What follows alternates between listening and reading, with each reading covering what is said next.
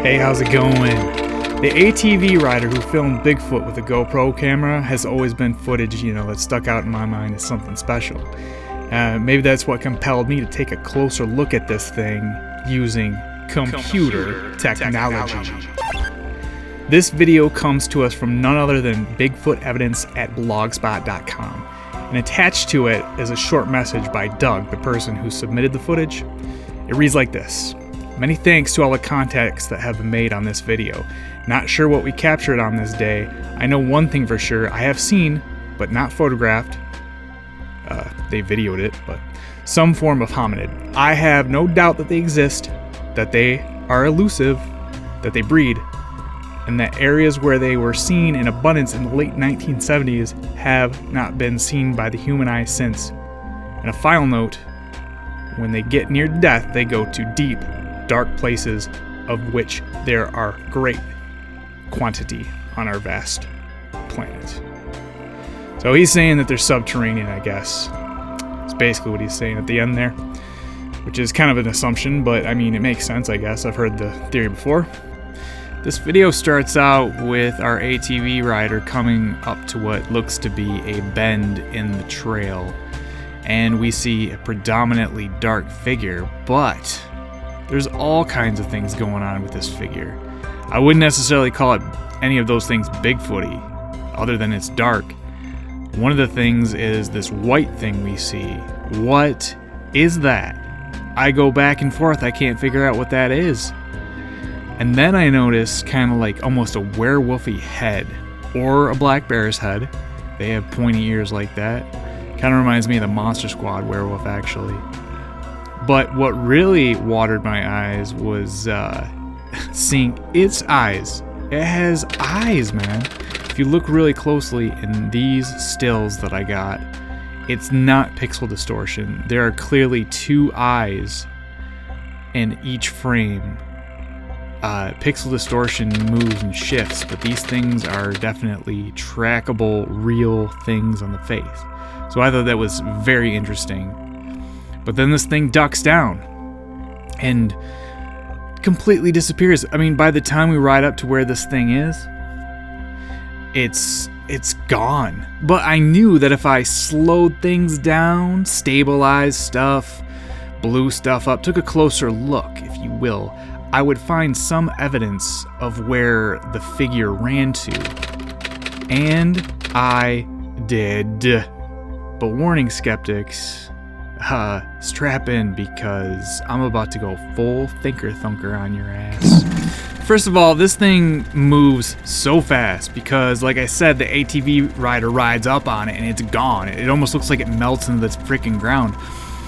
But I looked at the area like, where's the movement? Where's the movement? I know something's moving. There was something there. Even a person couldn't hide unless they like slinked under the logs, And that was one thing I even thought maybe it was a skunk because it had like that white stripe. Maybe it was like a little skunk. But no, it couldn't be because the scale is too large. I mean, compared to the ATV rider, it's at least up to the guy's chest, I would assume. Just regarding scale as to when the ATV rider rides up and about how big the thing was. Because this all happens fast. And lo and behold, I saw like a figure looking like it was climbing.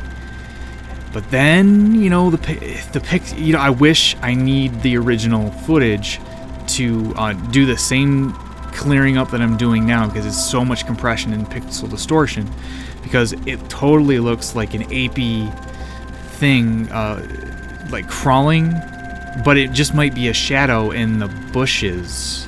You know what I'm saying when you're looking at this?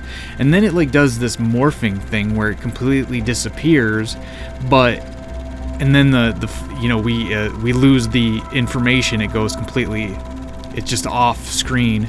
It comes back to the same spot and we see like a humanoid shadow. After we see that figure, the ATV rider kind of keeps on going along the elbow, kind of like making the turn, but looking out towards whatever where the figure went to, because I think the rider saw it initially, because they're looking for it a little bit. And that's when I noticed this weird shadow, same color as the darkness of the figure at the beginning that took off. So I was like, oh, now I got to track this thing, you know, it's because maybe people have speculated, even the submitter, I think, in the script said something about, well, just people have said that it's allegedly a Bigfoot and its baby. If it's a baby, it's an albino baby, because whatever the thing was like on its back or carrying, it was white. It's almost as if the white figure was riding the black figure, piggyback style, and as soon as they saw the ATV rider, they, you know, like, oh shit, and they dropped, the baby dropped off, and the dark figure booked his own way.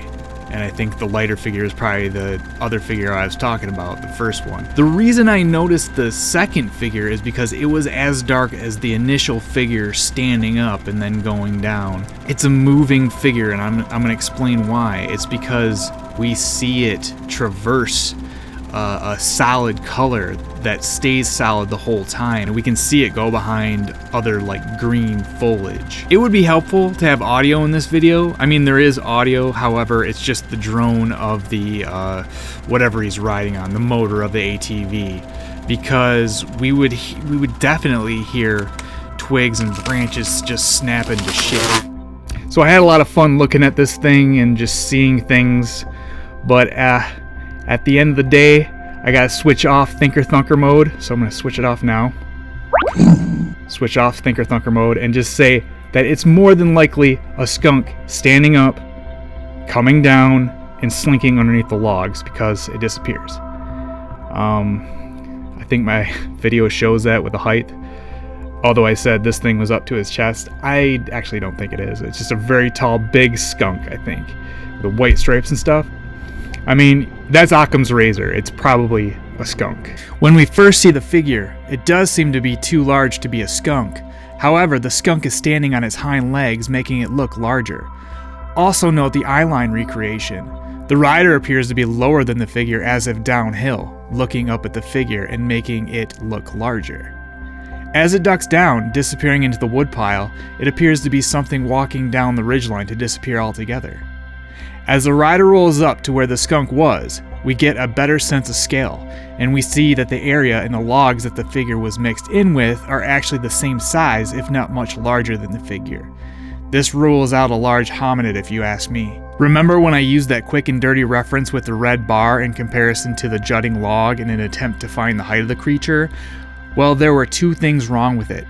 One being that we can't actually see the jutting stick reference until the thing has shrunk down, and two, the fact that I did not incorporate three-dimensional space.